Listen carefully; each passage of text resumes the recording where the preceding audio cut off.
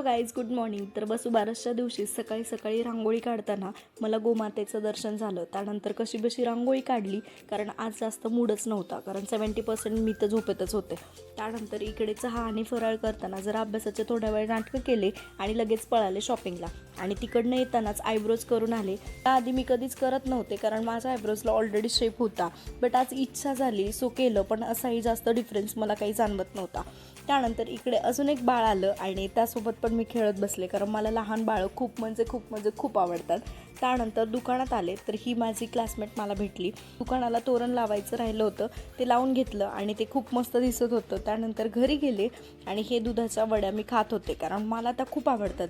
जेव्हा माझे आजी आजोबा होते तेव्हा आमच्या घरचं दूध असायचं, सो सारखं खायची ही सवयच होती.